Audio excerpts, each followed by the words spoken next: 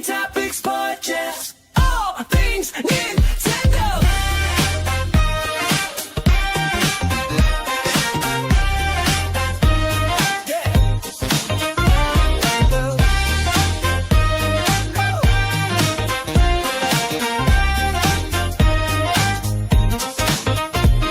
My Odyssey's unhealthy. Obsession to switch to Joyce's J's, Zelda's auntie, the true queen of Hyrule.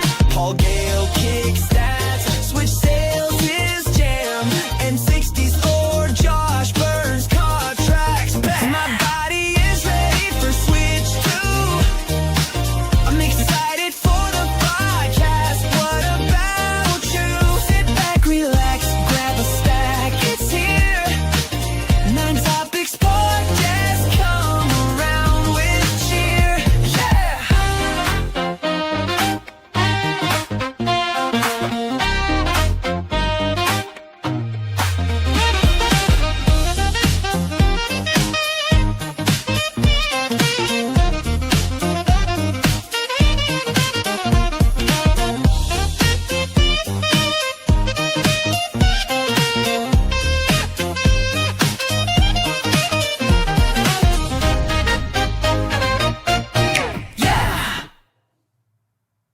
Nine Topics Podcast. All things Nintendo.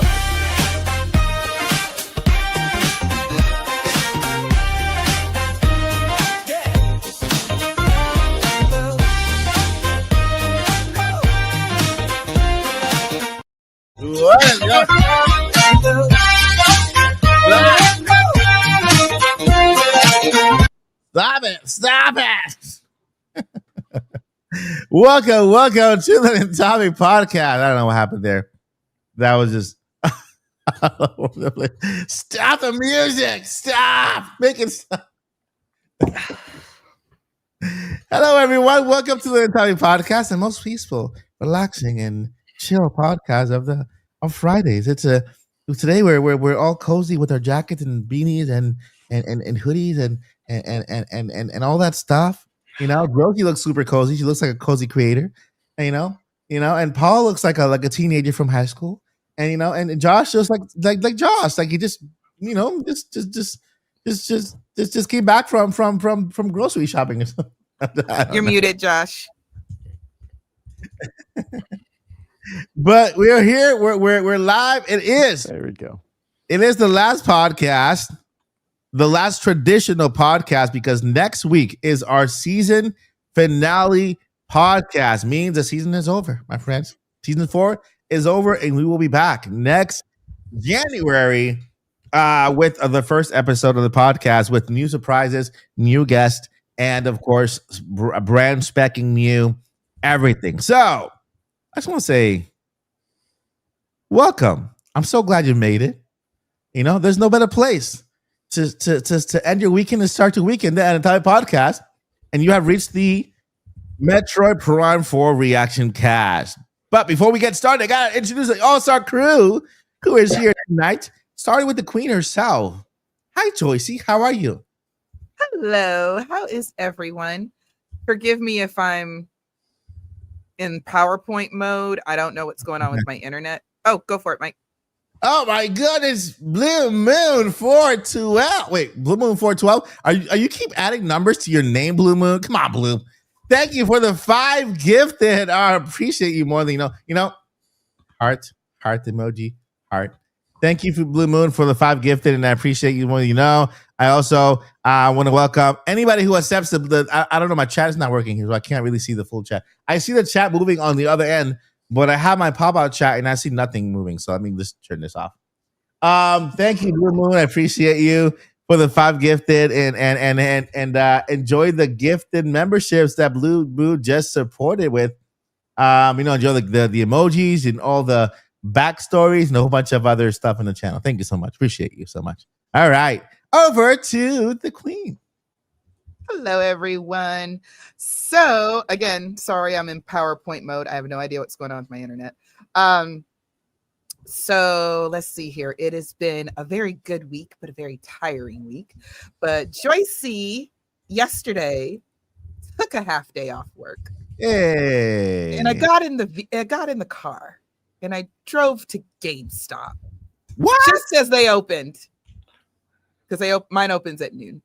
Okay. Just as they opened, and nice young kid helped me, and I said, I have a game on reserve and I'm here to pick it up. And he said, Metroid Prime 4. And I said, no, it's Octopath Traveler 0. And it was a bit of a gotcha because he was even like, oh yeah, that does come out today. He's like, okay, let me go in the back. So he went and of course got my game and everything. So it was great. I have played 9 hours into the game. Ooh. Even though I played the demo, I started over anyway. Just to start over. I don't know. I feel like what? You can't transfer save files. You can. I want to make that very clear. You can, and it shows up as soon as the game loads. It shows up on the screen. I think it says load demo data or something like that.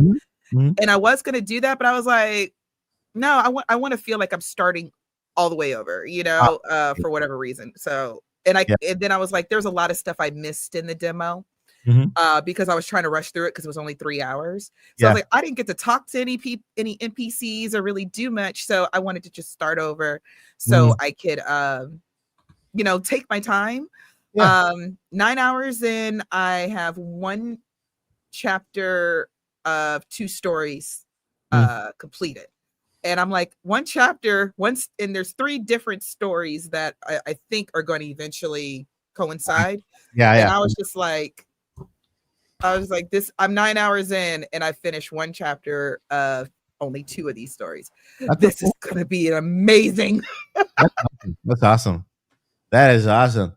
All right, over to Mr. Nintendo himself, the great, the force, the beardless network.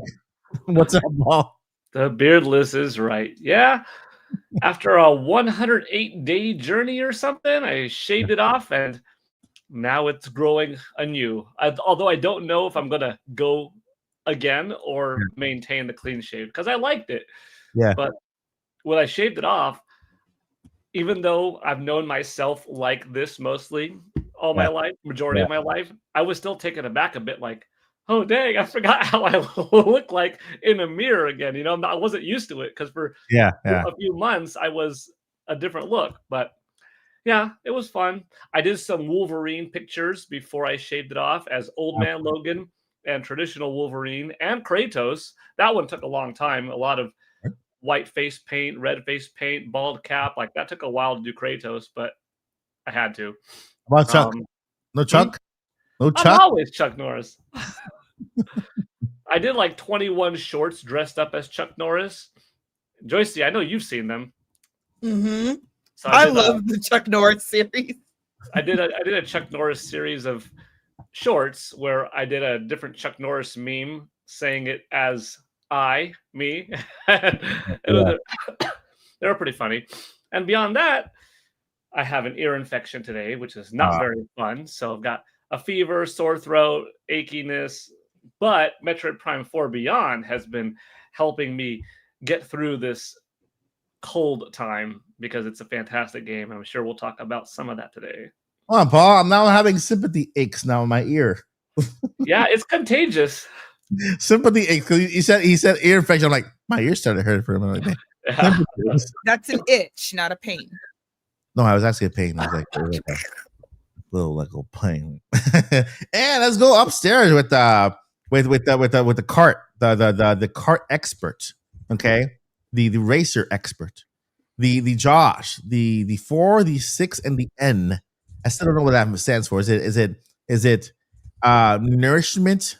6 4s a week, 4 hours a day with Josh? Kind of. Yes. It may also be a console that released around 1996. Potentially. I'm thinking that's the direction. I'm really sad I was muted earlier. I don't even know how I muted because I don't remember. I wonder if I bumped my keyboard and it muted it. Yeah. But, I literally just got done grocery shopping and you were like, who just got back carrying groceries? And I was like, what's that? How did you know this? But is that yeah. It's been a week. Metroid's here. Been a ton of fun. Really excited to talk about it. Awesome. That is awesome. And yeah, we've all played Metroid except for Joyce, who will just give us a bit of her thoughts on Octopath Traveler 0, which is is my next game. After I beat Metroid Prime 4, I'm going to jump onto that one. And so I'm excited to do that. So thank you, Josie, for sharing that.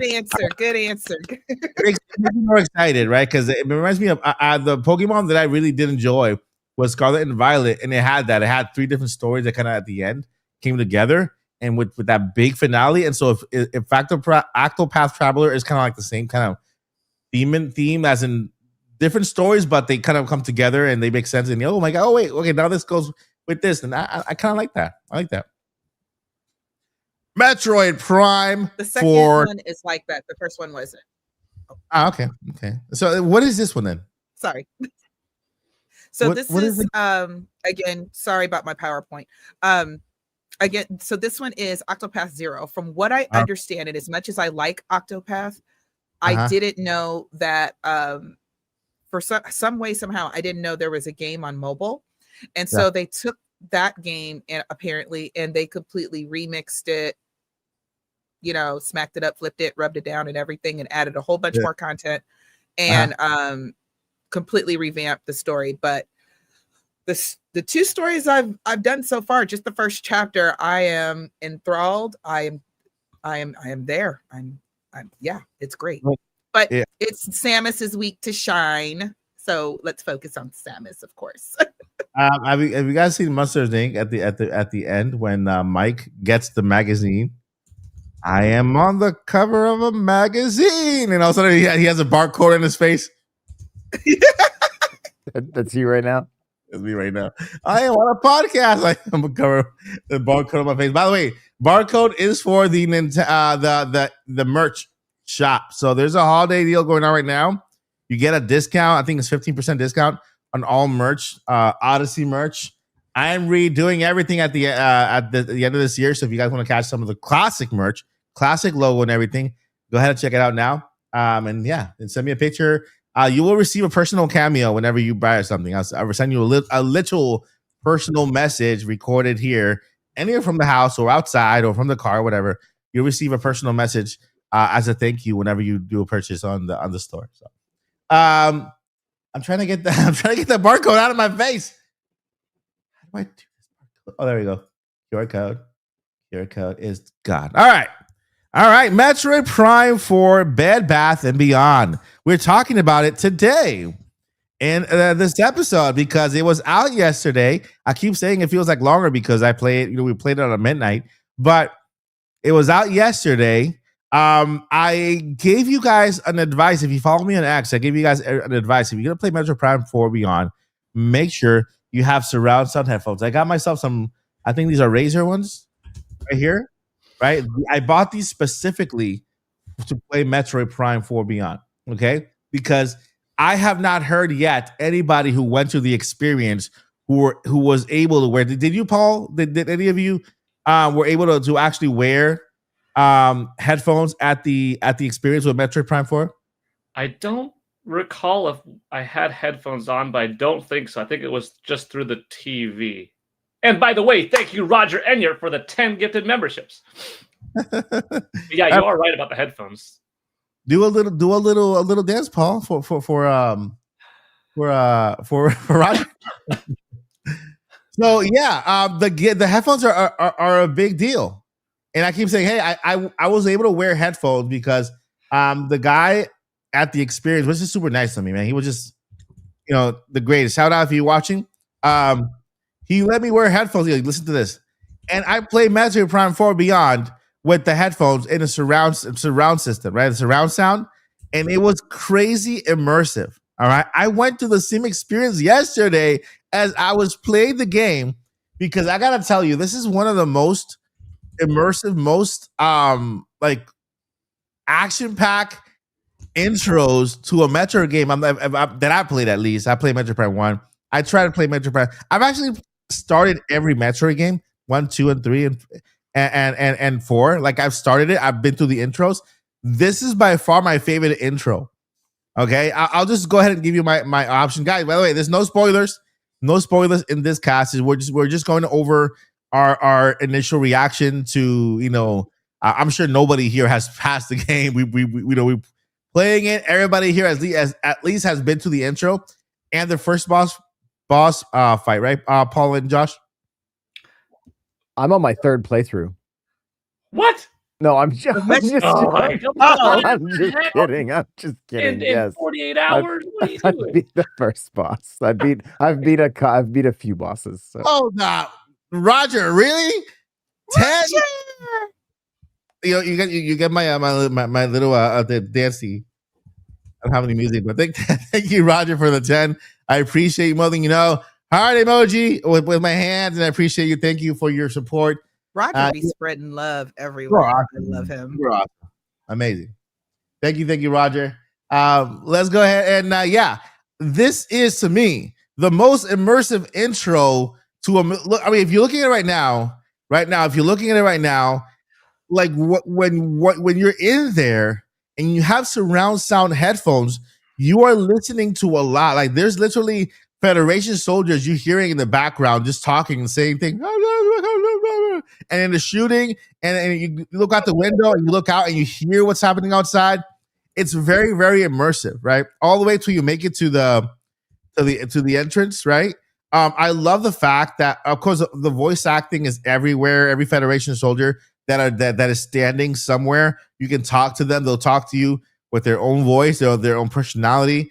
And this intro to me was very, very action packed. I loved it. And I know that there's the thing out there about, hey, Metroid is an isolated game, blah, blah, blah, the isolation. I mean, it has its moments because there's a point in the game where it goes back to what Metroid Prime 1 is, right? But when it comes to the interaction with other characters and Federation soldiers and this intro, to me, when I put down, because I play the intro, I played with the first boss battle. I put the controller down. I said, "Holy cow!" That's what I said. Holy cow! This is awesome. That's what I said, and I didn't want to play anymore right there. I wanted to come back and play with friends because it was a midnight, right? So my first reaction to Metroid, is a 10 out of 10 for Metroid. For not only the looks, because I played in 4K 60, amazing. Not only voice acting, immersion, the sound effects, the music, everything it's just awesome, man. And this makes me look forward to an actual live action Metroid movie, like a movie or like a series, with this same action, this same immersion, and I don't know who could play Samus. I don't know, somebody out there, but it's just phenomenal. Paul, take it away, Paul. What's your first reaction for Metroid Prime 4 Bed Bath and Beyond? It's fantastic. I don't have a score on it yet, but to kind of further reiterate what you said, graphics are top notch. It's really a good looking game in terms of like how crisp it is, the polygon models, the geometry, the complexity of the environment. Like I'm looking at these textures right now. Everything is actually really quite solid, coupled with the fact that the frame rate is buttery smooth and that the resolution is about as high as you could get these days. So there's no complaints there. The music is sublime. I mean, I love it. There's one place in particular. It's not the first place. I don't think it's a spoiler because it was in the trailer, but the electrical tower, right? Volt Forge. I feel like I'm going through a Western, like the good, the bad, and the ugly kind of vibes. Is that what that music gives me? But obviously a little bit spacey and different. But like, oh man, some of these tunes I'm humming along. I wonder if we'll get anything like as good as Magmoor Depths from like Metroid Prime. But like that's a bop that has lasted for life. Real. But I think this is going to be close to it, or maybe it'll exceed it. But then you get into the art design, perhaps better than the graphics themselves, or the art is the art design involved, because you could have good looking graphics, but the art is like it's just sort of flat or dull. Here, vines whip through in every way. There's stitching on elements. It's kind of like the glow up that Twilight Princess was over Ocarina of Time, because Wind Waker was very different. When you played Twilight Princess and you looked on the side of a ladder, there was hatching and pieces of rope binding up every little single thing. When you looked at a character, every little thing was sewn in and stuff like that. So this has that level of detail. It's one of the best artistic games in a long time. And then you throw that with the fact that the graphics are good and the resolution's clear, and it's a very beautiful, fun game to just look at, where sometimes I'm done with the enemies and I'm just looking over the waterfall, looking up at the tree, looking in the distance like, I wish I could just go down there more. I get why you couldn't have this type of game with this type of graphics be completely open world, because could you imagine jumping off that bridge and going into that much depth? We're not there yet, and it's not that kind of game. And then to the gameplay effect, which is perhaps the most important, it feels very much like Metroid games, or Metroid Prime games, I should say, but it does enough more that I am enjoying the psychic abilities. Some things you could say like, oh, well, psychic boots could just be a replacement of your booster, but yeah, I mean, that's fine, but it still makes it unique, different, offers a new color scheme. Like, I enjoy seeing the flashes of orange, the flashes of blue, the flashes of red. It is neat to see these different colors pop, and I think the HDR implementation is perhaps the best on Nintendo Switch 2. It's definitely in that 9 to 10 category for me without having a final score. I'm 2 keys in, so without spoiling anything, I've reached 2 keys. You know what I mean? Yeah. And There's 4 of them, bro. There's 4 of them, right? 5, I think. Is it 5? There's 5, yeah. 5. Yeah, 5. Well, Josh has 15 because he's played. I do, yeah. I'm on my 3rd playthrough. But yeah, no, it's awesome, man. It was worth the wait. Yeah. I love it. This game looks like what I always say developers should do when they're building their games and they're thinking about distributing through multiple consoles of different power, right? For example, if you want to bring a game for let's say Sega wants to bring a game for Nintendo Switch, and they want to bring the same game to PS5, right? Build up, get the PS4, the Switch one out, then continue to build up. I think Nintendo did this with Metroid Prime 4 for Nintendo Switch and Switch 2. They got the Nintendo Switch version out. Like, okay, we're done with that one. That one can't handle anymore. You know what I mean? Let's go ahead and then just bring it on Switch 2. Bring that quality. Bring that the spatial audio. Bring all the ambience. And so this is the perfect example of development, and I think that's why they took so long. I mean, of course, the game was canceled for a little bit, but I think that because they had, you know what, we need to bring we need to bring this game to Nintendo Switch 2 and make sure that this game actually represents a Switch 2 game. Because I think of all of the games right now out there, it represents Nintendo Switch 2 more than Mario Kart World, more than Kirby Air Riders, and so on. Freedom Metroid hat. Let me get ahead and then Freedom Metroid hat with the 10. Thank you so much for your support. It says Prime 4 is great so far. I'm having a hard time putting the game down. Like, me too. I want to go back and play right now. To go to do anything else, it rocks. Also, Silex, Dr. Doomed me, if you know what Marvel Comics and Fox stars, you know what I mean. Yeah, I mean, did you already go that far? Or did you already meet Silex maybe the first time? Yeah, without, I think that's what. Yeah. Dude, I'm a Marvel fan. I'm looking forward to the next Marvel movie with Doctor Doom. So I know exactly what you're talking about. But man, yeah, I trust me. I was a casual Metroid fan, not a deep hard Metroid fan. But after this game is making me a full Metroid fan. You know, it's so good that I'm literally wanting myself. It's giving me the same feeling I had when Tears of the Kingdom came out, that I wanted to go back into that world and continue just playing and investigating and doing more. Same exact feeling with Metroid Prime. I didn't get it from Metroid Prime 2, 1, 2, and 3, and 1 and 3. This one is giving me that. So after I play this one, and then I'm done with Octopath Traveler because I promised Joycey, I'm gonna go back to. I'm gonna go back and replay Metroid 1, 2, and 3 just to familiarize myself more with the lore and the story. But thank you, Free Metroid Hat 2021. I hope you did get your free Metroid hat. Thank you for the super chat in that comment. All right, Josh. Out of the 3 times, tell me what is your first impression? So this game is stunning. It's absolutely beautiful. And Paul briefly touched on it. He said, the HDR, like this. So I have my setup. I have an OLED monitor. Mm-hmm. I don't typically have my HDR on because it messes up with it makes my OBS look a little bit washed out. And so like when I'm capturing footage, I don't typically have it on. But I was like, oh, I want to see how I literally like did a double take when I put HDR on. It was like a completely different game. Now, it made the game a little bit darker. I had to go in and just kind of bring the brightness up a little bit from where I had initially set it. Uh-huh. I was literally in shock. I then took it out I'm like, well, I want to see this game on the big screen.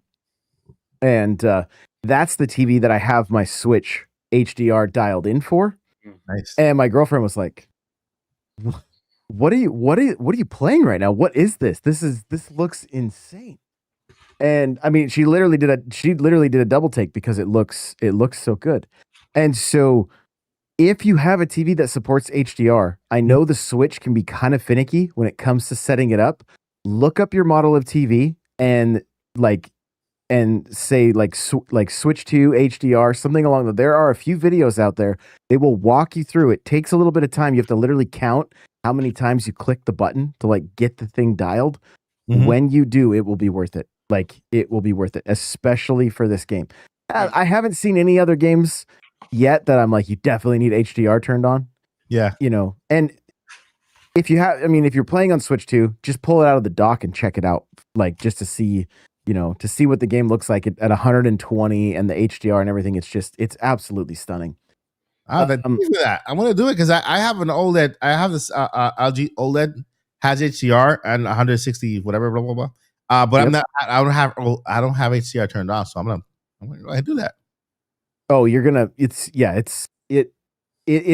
very impressive. It's what I always hope. Like anytime I turn HDR on, I'm like, oh, I didn't really see that big of a difference. Mm-hmm. This is apparently some conversations I've been having like on X. Another game that has pretty crazy HDR is I think it's Horizon Forbidden West. I think that's my favorite game on PlayStation. Yeah, supposedly that has incredible HDR as well. So just keep that in mind if you haven't checked that one out. But I'm like, I couldn't be happier. I've been playing Remastered. I'm probably 3/4 of the way through, and it's my second time playing through that game. I beat it back on the GameCube days. Mm-hmm. And I had very, very high expectations for this game. Right? I had a few things that I really hoped would change, like sprinting, that would be added. I really wanted a melee attack. It just seems like the way these enemies are, and neither sticks do anything if you click them in. They have nothing programmed. Go ahead, Paul. No, I was agreeing. Good point. Yeah. Just today, I was like, these guys come in close. They go, it would be nice if I could time it well to parry with my arm and then punch with the other. Mm-hmm. Or boom, bzz, or something like that. Yeah. Or a kick. I mean, yeah. Well, it's the gimmick for Dread and Samus Returns, right? And so I was like, that's why I was kind of hopeful, because it was just like, this, and playing Remastered and those space pirates are right in your face all the time. I'm like, yo, why can't I like? I understand there wasn't a melee back then. It wasn't like, I think Halo, of course, had it and stuff like that, but like Perfect Dark and GoldenEye, the melee was only if you put your gun away. That was the only way to melee, right? So so I was hoping some stuff like that. That being said, everything else is I'm just having a great time with. Even the desert, I'm having a good time. Like I know that's been a lot of like kind of a hot topic of like, oh, it looks so like I'm having a good time just riding around on the bike and just exploring it, and the like certain aspects of it look great. Other parts not quite as good. What's crazy is the desert like looks okay, but then as soon as you walk into any of the biomes, you're just like, this is like I did not expect this level of graphics until later in the Switch's like the Switch 2's life cycle. And this is a Switch like imagine what retro is going to be able to do when they're not held back by the Switch 1. It's going to be absolutely bonkers. So, you know, fingers crossed the sales are good enough on this thing that it brings enough people in, and it's just such an incredible series. And I'm already just in complete Metroid mode of just like, oh, I got to go back there. That's something it said I need to pull on later. What's that power up going to be? You know, there's all those different clues and hints along the way, and it really scratches that itch for me. And so I know that can be a deterrent for some people. They're like, I don't want to go backwards all the time. I mean, I get it. That's Metroid, but it's so fluid. One of the things that I recommend everybody try is walk backwards and turn into the ball.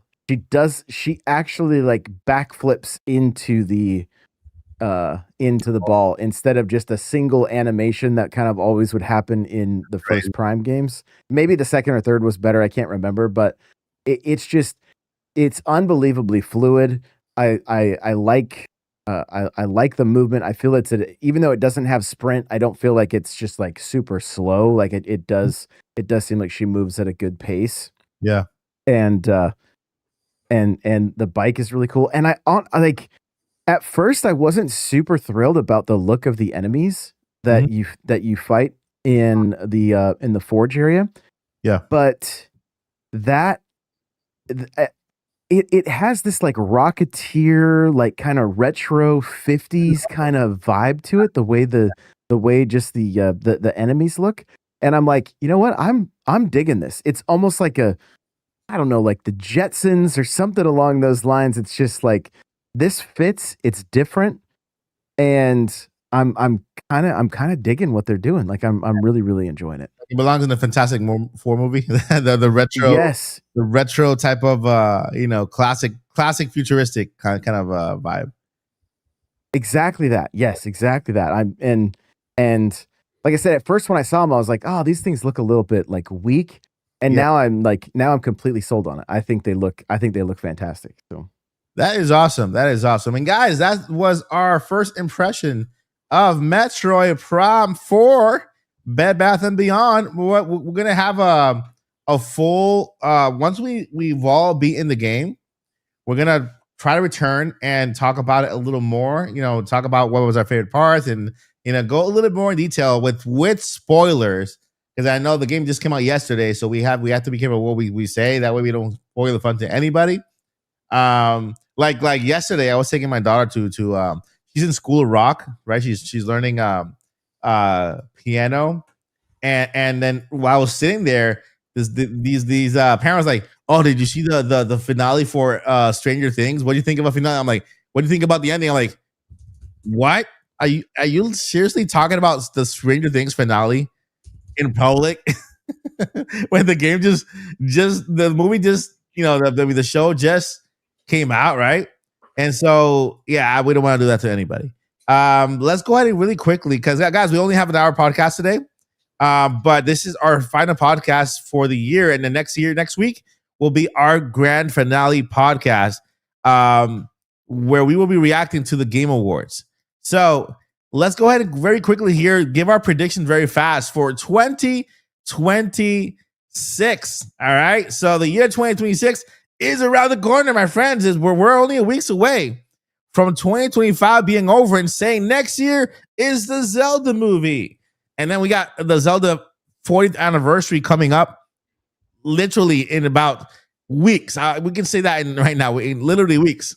So Let me go ahead and highlight just the games that are coming out next year so that at least we know exactly what's happening. 2026. All right. And 2026 here. July, September, October, November, December. All right. So here we have that's not the entire 26 here. There is more coming out in 2026. Okay. Why isn't it? It's only highlight. Okay, let me remove switch 2. There we go. All right, so here we have the full list. Can you guys see that? Can everybody see that? That's better. There you go. Better? Okay. All right, so let's go ahead. I'm just really quickly recapping what's already announced for 2026. Total games 1, 2, 3, 4, 5, 6. Well, not without Metroid. That just came out yesterday. But at least 1, 2, 3, 4, 5, 6 titles already promised for 2026. 2 of them without a Nintendo Switch, a Nintendo release. 1 for Switch, 1 for Switch 2. We have Rhythm Haven Groove, Fire Emblem Fortunes. We have Yoshi and the Mysterious Book. That one already has a date, right? They would. The Yoshi and the Mysterious Book. I think they talked about that, right? Then we have Tomodachi Life, Living the Dream. Still no date. Pokopia, yes, is coming in March. Mario Tennis in February. And then we have an Animal Crossing Switch 2 edition with extras coming in January. And that's everything we know so far of Nintendo Switch. And the one thing that I'm excited about is that if you look at this list, you could tell that I would say the only major titles here would say it could be Fire Emblem, right? Everything else is mostly okay. Fire Emblem, and I'll put Tomodachi Life just because it's his own little game. But everything else is more like a sidekick game. Mario, this is a sports game. Pokopia again is a sidekick game from Pokemon. Yoshi is in the Mario universe. Fire Emblem is this is one of the major games. Maybe Rhythm Haven also smaller games, niche game. But the only major game here, literally here, major is Fire Emblem. Everything else is more like a niche game. This is a big game too. So that leaves Nintendo to announce the bigger titles for next year, right? What are the main titles that will lead the year of 2026? I'm going to start with Paul because Paul's not feeling well. He's going to have he's having dinner right now. Paul, you want me to let you have dinner, or do you want me to? You want to do yours now? No, I'll talk. Like my food's off to the side. It's good. Thank you. Yeah, so go ahead and we have how many games we have? We have 5 games. We got 1, 2, 3, 4, 5, 6 titles. Those 6 plus Splatoon Raiders. Oh, 7. Yeah, you're right. 7. And Professor Layton, a new entry. And that one was already announced too, right? Yes. How is it not here yet? Let me check what's going on here. And I think Deca Police, but that is a third-party title that might slip to 2027 or something. Who knows? So here we have these 2 titles here for Tomodachi Life and Rhythm Haven, and then Switch 2. Do we know when Dust Bloods is coming out? Oh yeah, Dust Bloods is 2026. That's like the biggest one. So Elden Ring. Yeah. Splatoon Raiders has no day whatsoever, TBA. But of course we can assume it's 2026. Elden Ring, just teased us and then ran away. Borderlands eventually. Yeah, well, I'm sorry. Like let's focus on first party first, and then we'll add the third party after that. Okay. Just on Nintendo's side, that's already really good support. 6, 7 titles. Yeah. In the year. Did you just say 6, 7? 6, 7.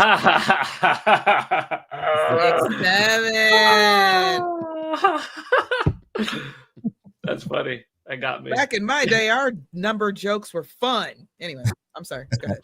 Oh man, that's funny. Yeah. I mean, there was a time where half a dozen games already announced and would come out by Nintendo would be more than enough if you were in the Nintendo GameCube or Nintendo 64 era or Wii U era. And then Nintendo spoiled everybody with the Nintendo Switch era with just pumping out stuff nonstop, NSO, great indie collections, remastered stuff, ports from Wii U that now everyone's like, I need 12, 24 games from Nintendo published a year. Meanwhile, it's like Nintendo and Sony and Microsoft is like, dude, once every couple of years, possibly. Nintendo's going to be fine in 2026. I think Splatoon Raiders is going to be a hit. Fire Emblem Fortunes Weave being a big one. I mean, Fire Emblem has only gone up. I would say that Engage wasn't quite as big or cool as Three Houses, but still a good game on its own. Yoshi and the Mysterious Book as part of that, Mario celebration. I like 2D Mario games, and then for that matter, 2D platforming Yoshi games. Makes me wonder if they'll bring over Yoshi's Woolly World at some point from Wii U, because that one's solid. Mario Tennis Fever, good. And yeah. Pokemon Pokopia. Everyone loves the fact that it's a full $70 game on a game key card. I mean, I think that's the best decision they could have. You're sarcastic. Yeah, it's already quite solid. And like Joycey said, Dusk Bloods. I know we're talking about first party only. Well, actually, that is first party because it's Dusk Blood is exclusive. Yeah, first party published. So yeah, dang. So what are your big predictions for next year? Your big title. A prediction? Yeah.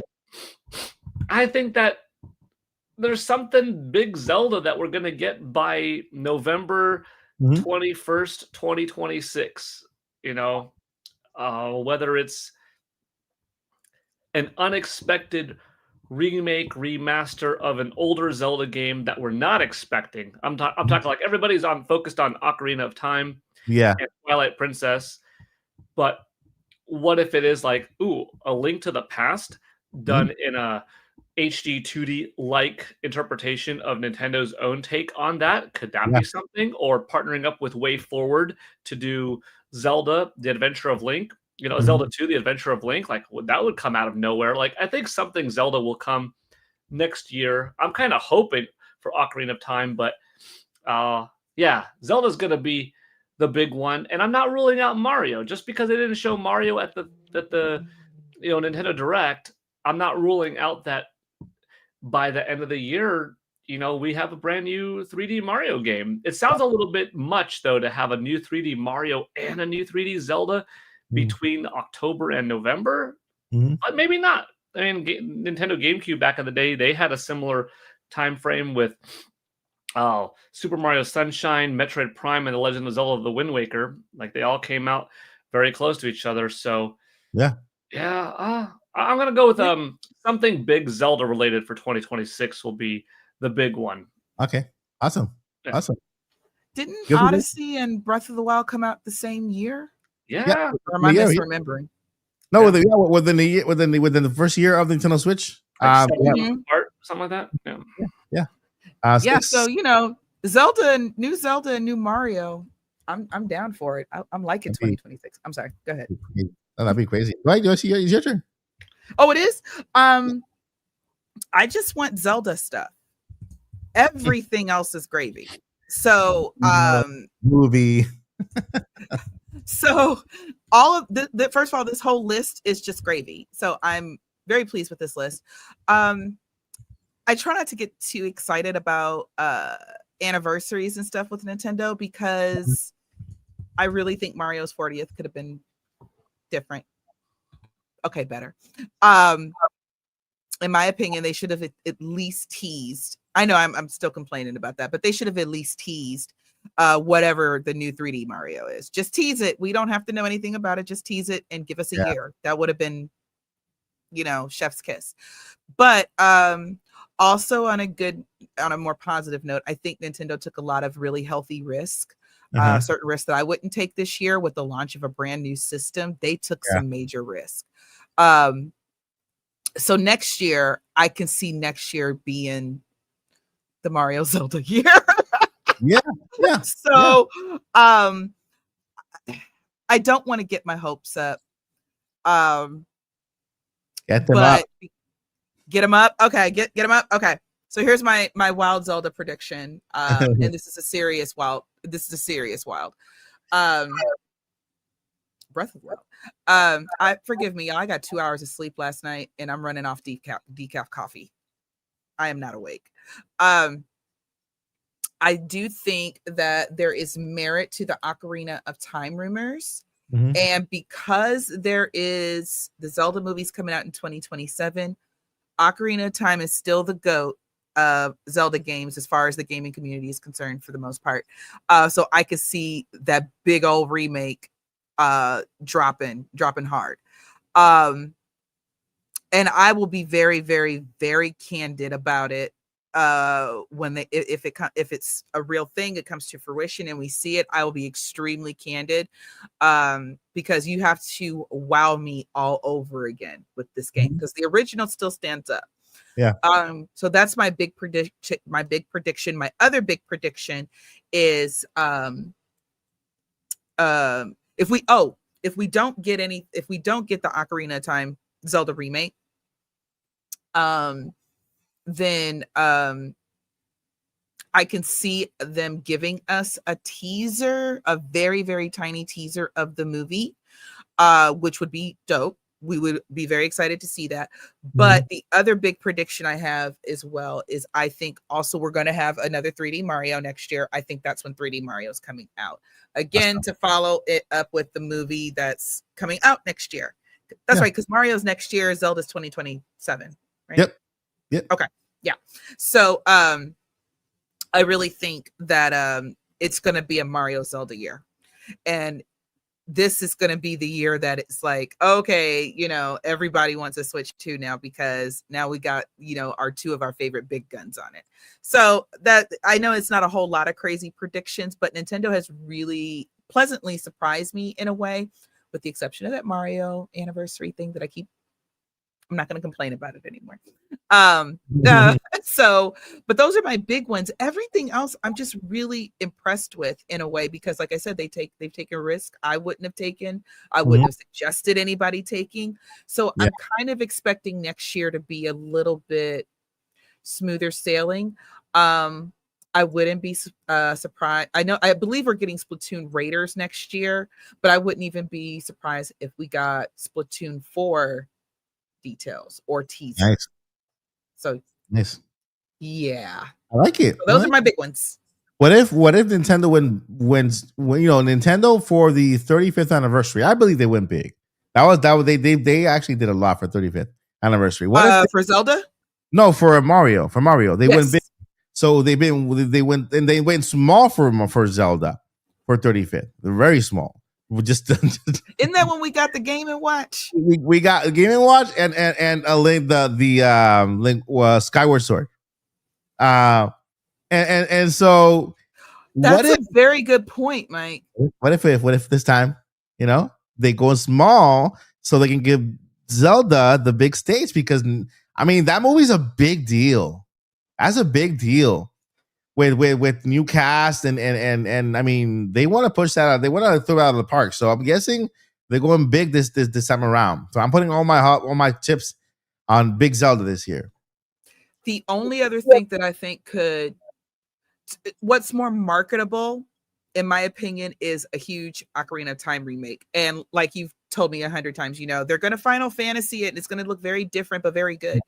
The only other thing that I think that could break the gaming, literally break the internet the same way, is Twilight Princess completely remade.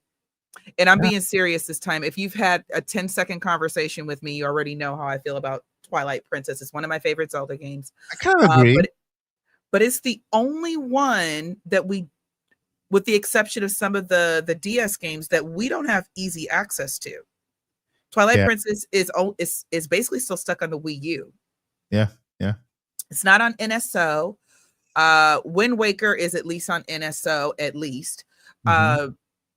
Twilight Princess is the little leaks and the photos that we got of Benjamin and Bo. Benjamin, who's playing Link, his particular tunic looks similar to Twilight Princess. I don't think it's necessarily meant to be the same, but it looks very similar. So I'm like, but that'll be exciting for the gamers. people who haven't touched a video game in 20 years, if they hear Ocarina of Time, that's gonna perk up ears. That's gonna just break everything, not just the internet. Yeah. So I can see that going one of two ways. But Mike, I like what you just pointed out to me. So this Mario anniversary, the 40th, they did the big remake, which were the Galaxy games, and we got a movie teaser. Yep. So I can definitely see Zelda having a good movie teaser, and we just have to have, it has to be a remake that really knocks it out of the water. You can't just put it in 4K. You can't just use the same design, put some fresh paint on it. No, that you need to go back to the whole drawing board again and add new content. Yeah, if they do remake Ocarina, remember because remaster, like what they did in Nintendo 3DS is not a remake. It's more like a remastered version, right? And it's quality HD. and quality updates, right? So a remaster can bring the game from 460 or 3 whatever to HD. A remake is just making the game from ground up, new textures, new everything. They're not even gonna look the same. It looks, you know what I mean? So I'm looking forward to that one. Josh, what is your predictions for the year 20? I have to go quick, unfortunately, but I didn't want to leave before I was able to get this off. So I do think it's just going to be the year of Zelda, like we had the year of Luigi a few years back, right? I think it's going to be a lot of Zelda. We've got Animal Crossing update, we've got the Wonder update happening also, plus Mario Tennis. Like there's a lot of stuff already coming out, like you pointed out from that list, and we've already seen big games for Kirby. We're seeing Yoshi next year. They're like it. I know we're not seeing 3D Zelda and 3D Mario yet, but they're pulling out all the stops. They're really getting every major IP. Seems like it's getting some kind of coverage right now. Again, we're not getting 3D Mario, but we are getting Mario Tennis. I know it's just a sports title. Wonder's getting updated. Both the Tears and the Breath of the Wild games look incredible now on the Switch 2. And so, like, it would have been a lot easier to be like, oh, I'm predicting a Donkey Kong game. It's already here. And then, but that also, no pun intended, but it throws a monkey wrench in 3D Mario because it's like the same the dev team, right? So you're like, okay, well, what is going on there? What's going to be coming out?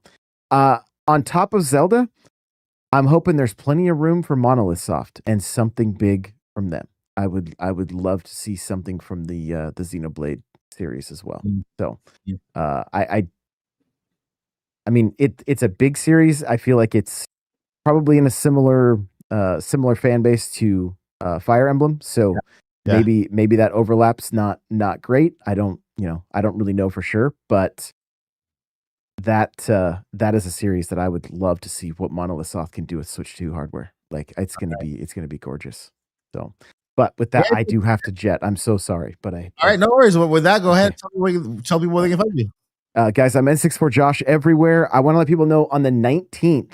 Yep. Every year I sing Christmas carols and do a Christmas party on my stream. So I don't know if you guys know, these are guitars behind me. So I'll pull out a guitar and just sing, and I've done it for years. Yeah. So come hang out. N64Josh everywhere. Just love hanging out with everybody and playing games and chatting Nintendo. So much love, everybody. I will see you guys soon. Awesome. And that line, same with Paul. Paul, where can we find you? What you going on? Because I know Paul's sick. Let me say goodbye to Josh. Good night, Josh. Bye, guys. Have a great weekend. Bye, you too. Okay, sorry. I am at Paul Gale Network over on X and YouTube and everywhere else for that matter, but that's usually where I'm posting stuff. Before I plug myself a little bit more, thank you to Demonic Brawler for the awesome super chat in which he said, after the seriously very impressive look and performance of Metroid Prime 4, now I'm extremely excited to see the next new 3D Zelda game on Switch 2, 100%. And to that I say, absolutely, because as beautiful as Metroid Prime 4 Beyond is, it was made in thought, in development, in size and scope Mhm. of what Nintendo Switch could handle. And then, partway along development, a Nintendo Switch 2 version was created. Mario Kart World, they tried in the beginning to see if it could be a Nintendo Switch. Donkey Kong Bonanza, they were working on a Nintendo Switch version at some point.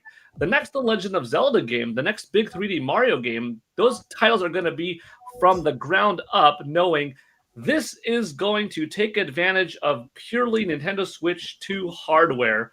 Let our minds be expanded with how much RAM and teraflops and DLSS tech that we could utilize. You are right. It's going to look that much better and be that much more impressive, I'm sure. But back on, and thank you again for the awesome dono. But back on where I'm at, yeah, YouTube and X, I do daily gaming history shorts. They're pretty fun. Just giving you a little snippet of what happened in that day in gaming history from a variety of platforms over the last 50 years. And Pokemon fan with the 10 gifted. Thank you so much for your support. You are awesome. Super heart emoji, like physical heart emoji. Thank you. Appreciate you more than you know. Yeah, guys, my friends, this is the podcast. Joycey, where can we find you? And what you got going on? You can find me on Twitter, because I will not call it anything else. On Twitter at DJ Joycey. And I know we didn't have guys, Paul's sick. Josh had to go do family things. I also have to go. So does Mike. So that's why we kind of rushed through this. But I wanted to answer Lottie's quick question. I know I'm gonna get there. Mike, she wanted to ask you, are you in the new digs yet? Not yet. See, I'm still moving. Like I literally, there's so much work to do in this house, taking things apart, painting and everything. And then, they're still building the other place. So we're still kind of transitioning. No, Paul's the one not feeling well. Poke, I'm fine. I just got to go. But also one more thing. Hopefully this is not a spoiler, but a little foreshadowing. We want to say a special happy birthday to Lily Hyrule. I don't know if she's still streaming, but if nothing else, please guys go follow her. She is a sweetie pea, like having another little sister. And again, follow me on Twitter at DJ Joycey. I do not post much anymore because Twitter is just not what it used to be. However, if you want to at me and ask a Zelda question or talk about Zelda, I'm your girl. Yeah. And of course, my friends, big reminder, next week, Thursday, is our finale for the podcast. It's not Friday. I'm gonna go ahead and do the live stream reminder early. That way you guys can go ahead and put your reminder on there. It's gonna be the Game Awards finale. Is our pajama party podcast ending to the year, the season 4, right? Season 4. Season 5 begins in January, so we'll take a little break for the holidays, and then we'll come back in January with a brand spanking new podcast, new host. We'll talk about it more next week. Guys, something big is coming to the podcast. Big major changes are coming to the podcast. Something that you're going to benefit from, and the cast and everything. And so I can't wait to tell you guys more next week. During the finale, we're gonna have giveaway codes. We're gonna have a pajama party. You can bring your snack and just hang out with us while we watch the Game Awards, while we just make fun of it and just talk about all the little bloopers and everything. Paul's gonna be on the floor. If he feels better by next week, he's gonna be on. I better. I have my ticket. Yeah. So Paul's gonna be on the floor in the Game Awards, and sending you. It's me, the new host. Hi, Game Birdie. Shout out to Game Bird. It's Paul's gonna be on the floor in the Game Awards. He always checks in with us and let us know what's going on over there as well. So make sure to tune in. It's gonna be a fun finale. Get a picture with Flute Guy? Flute Guy. He's my favorite every year at the awards ever since like that first year he was there. Yeah. So I forgot his real name, but Flute Guy. I love him. Next week Thursday is our finale for the podcast. Stay tuned. It's gonna be fun, and we'll give you guys an update of everything that's going on because it's gonna be a long podcast next week. We'll be there for a couple hours, so we'll have time to talk next week. All right, my friends. Before we let you go, we got 2 things we gotta let you know. Hey, what's the first one again? Never give up. Don't do it. Don't give up. You can't. You know, you never know. You're just one day away from getting what you want to get, from reaching what you want to get, or from achieving what you want to achieve. Right? It's you one day away. Don't give up and journey on. Bye, guys. Take care. I'll see you guys next time. And thank you, everybody. Thank you, everybody who super chatted and did all the amazing gifted. Bye. Have a great night and a great weekend, guys. I'm about to leave the studio instead of end the podcast.